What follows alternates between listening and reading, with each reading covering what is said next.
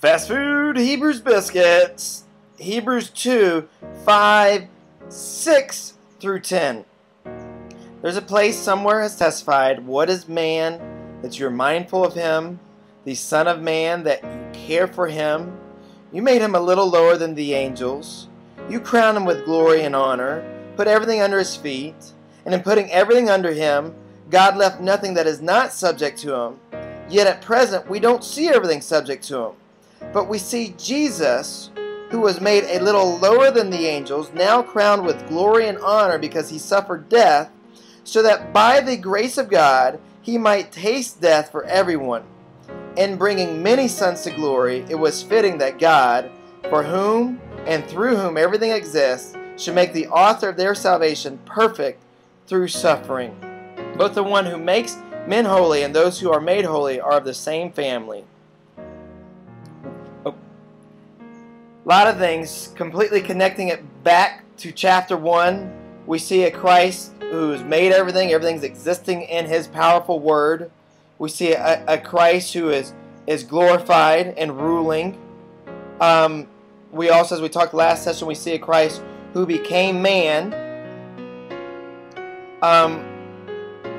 It's really interesting what he does for man.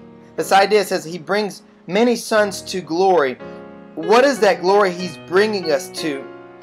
When you see verse 9, you might think, oh, well, you see, Psalms 8 was only talking about it. It was a prophetic passage of Jesus. That's why it says Son of Man in there. And it's not. It is clearly talking about a man who is so much lower than God. How could God ever consider him? If Jesus ever said that before the Father, it would be false humility and a lie, because he is the exact representation of God. He is always made for glory, and the Father should be mindful of Jesus. So Jesus becomes as man and takes on the same creation mandate that Adam had. And so he subjects himself to that, and then he makes himself lower than the angels, but then through his death, he takes back the crown of glory and honor. And then it says this in verse 8, it says, we don't see all that's put under him. And that him is not talking about Jesus. Because in verse 9, it doesn't use the pronoun of him for Jesus. It talks about Jesus. The him is man.